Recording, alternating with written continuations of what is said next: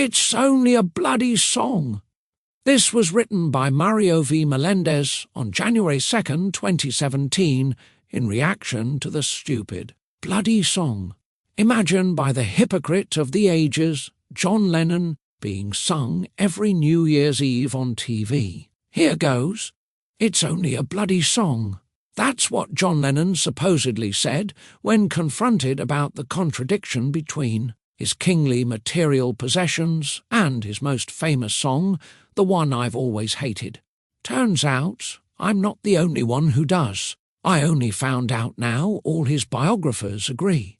I never really bothered with this guy, but the left adores him, which is why I've always thought the left is like a silly girl with a really bad taste for men. Need I remind you of Che Guevara? How about all their loving eulogy for Fidel Castro? And what's with their stick-by-my-man unconditional love for Slick Willie? And doesn't their fawning, slobbering, eyelash-batting gaze at Obama make you cringe? I could go on, but I digress. I was never into the Beatles' music, and I hate hypocrites and communists. So next time you hear that stupid song, imagine, you might want to read an excerpt from a 2015 article on the Daily Mail with the long title, quote, "A cruel, greedy, selfish monster, a peace-loving visionary?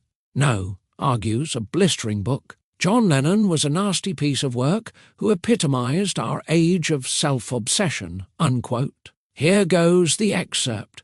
He reached 20 without ever having needed to get a proper full-time job.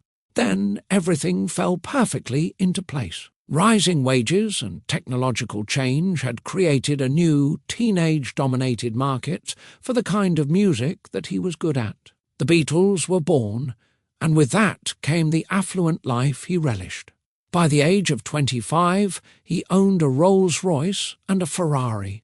When he was filming Help in Bond Street in 1965, the director asked him to run into Asprey, the luxury jewellers, through one door and out of another.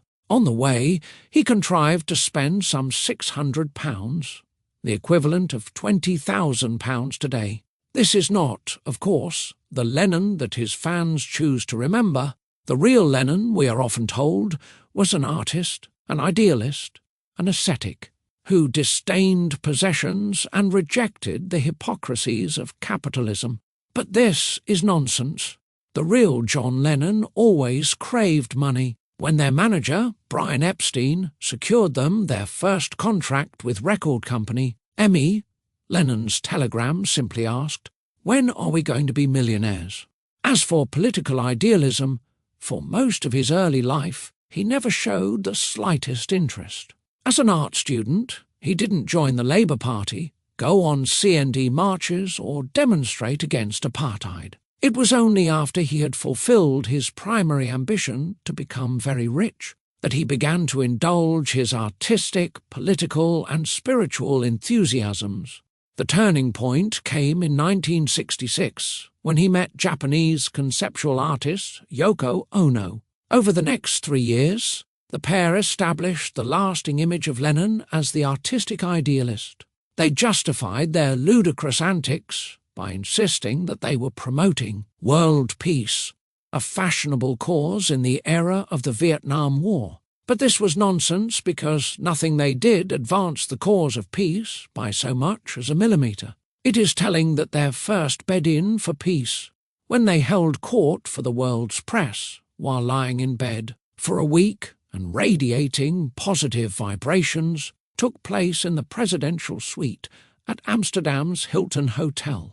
One newspaper mocked it as a daft, hairy charade, recoiling at the spectacle of two hairy hedonists spreading the gospel of peace as they vibrate all the way to the bank. When Lennon returned his MBE in November 1969, his letter to the Queen said he was protesting against Britain's involvement in the Nigeria-Biafra thing, against our support of America in Vietnam, and against Cold Turkey, his current single, slipping down the charts. Small wonder that the establishment continued to mock Lennon, feeling that this multi-millionaire playboy should both grow up and shut up. Time magazine crowned him one of the great bores of the age, a salvation-dispensing preacher for peace and porn. But the more the press ridiculed him, the more it strengthened his reputation as a man of lonely courage, a misunderstood idealist set on defying the petty morals of conventional society.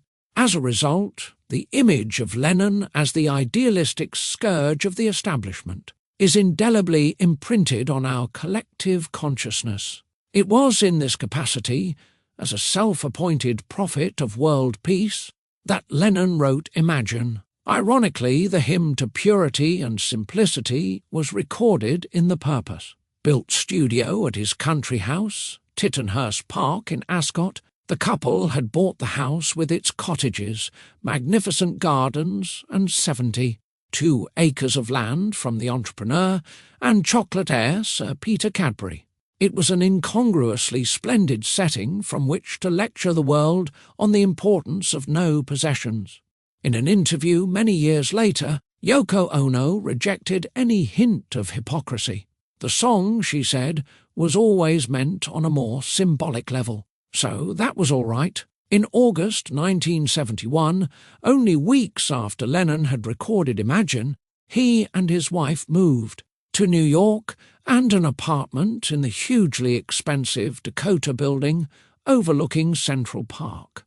Here, surrounded by the spoils of his long struggle for self-fulfillment, he spent the last years of his life. By now he was the head of a property empire and owner of a prize herd of Holstein cattle, a collection of ancient Egyptian relics, and an original Renoir painting. His wife worked at a desk inlaid with gold.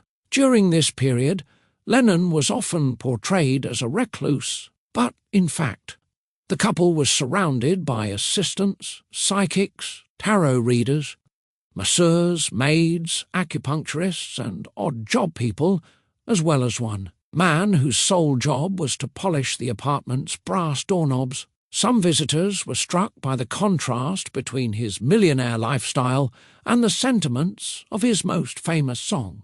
Elton John was astounded to discover that Yoko had a specially refrigerated room just for her fur coats. In 1980, to mark Lennon's 40th birthday, Elton sent him a little verse. Imagine 6 apartments. It isn't hard to do. One is full of fur coats, the other's full of shoes. An older friend, the Beatles' former personal assistant, Neil Aspinall, once heard Lennon moaning about the costs of running his business empire. Imagine no possessions, John, Aspinall said. Lennon glared back. It's only a bloody song, he said. End of excerpt. So, there. John Lennon, a saint in the eyes of the left, is really nothing but a fraud and the biggest hypocrite of the ages. Like I said earlier, the left is like a silly girl with a really, really bad taste in men. If you want to read the entire article, see the description below. That's the end of the essay of Mario V. Melendez, written on January 2nd, 2017. It's just one of many long-form posts on his Facebook page dedicated mainly to conservatism, with a spattering of other subjects, from current events to the humanities and more in between.